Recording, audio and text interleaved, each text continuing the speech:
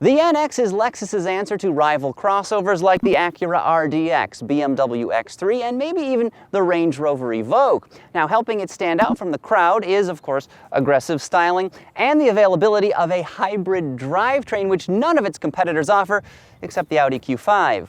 Anyway, is the addition of a battery pack and a few electric motors enough to propel the NX 300H to the head of its class, or should it be avoided like a glass of Flavorade in Jonestown? Now, I don't know about you, but I am thirsting for an answer.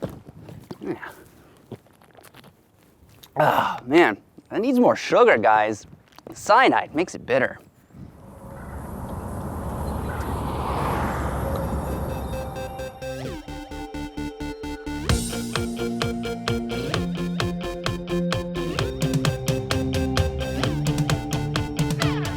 You can argue whether buyers actually care about saving fuel, but what's not up for debate is that this is the Lexus brand's 6th hybrid model. It joins the RX, ES, CT, and, well, you know the others. Toyota is committed to electrification, and at first blush, this application does not disappoint. NX 300Hs with optional 4-wheel traction are rated at 32 miles per gallon combined. Front drive models are, of course, even thriftier.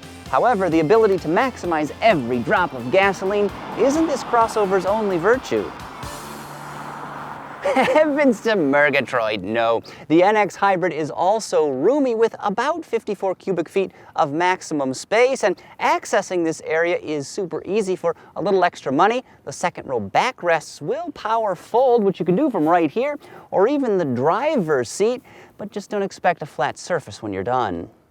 Supposedly, the NX was designed to accommodate up to 4 golf bags, but to achieve this, the back seats actually have to be lowered, which means only 2 people can come with, which is going to leave you a little bit short for your foursome, but who's counting anyway? Math is hard. What's easy, though, is keeping passengers happy, because when those backrests are not folded, the NX's aft accommodations are laudable, with a comfy cushion height as well as plenty of leg and headroom. So this Lexus is fuel efficient, spacious, and comfortable, important attributes for any vehicle, but it does have a couple faults, and its biggest one, I think, is right here, the remote touch interface. Instead of the control nubbin found in other models, this has a small trackpad that's even more difficult to use. It's challenging to click on the icons you want, plus this 7-inch screen is quite restrictive. Easing the pain, this test model is equipped with a few welcome extras, including all-wheel drive, blind spot monitoring, and LED headlamps with automatic high beams. You also get wireless phone charging and Apple Siri integration. Now, out the door, it costs $50,505, but if you skip the options, you can get an NX Hybrid for less than $41,000 large.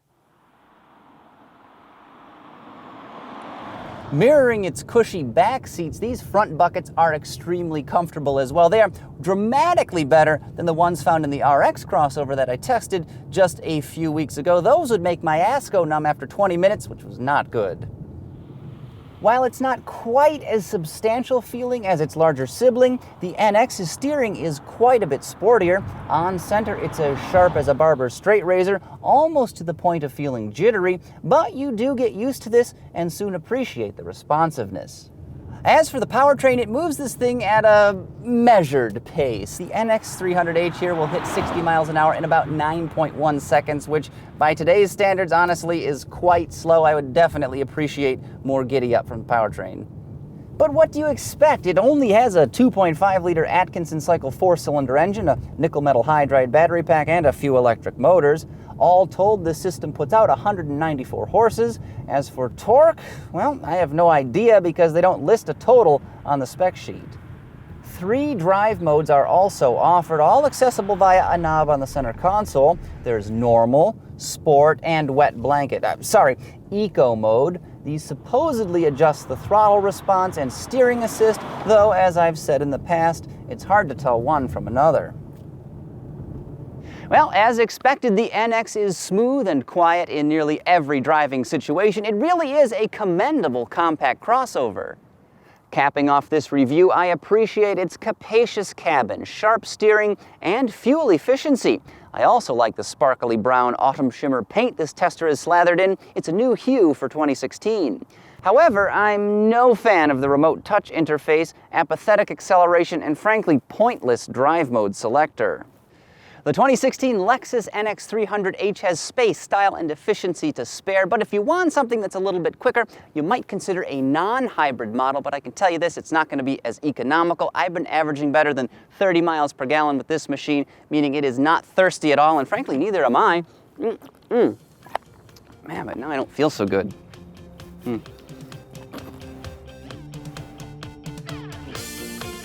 And before you go, don't forget to subscribe to the AutoGuide.com YouTube channel to get all of our latest features and vehicle reviews.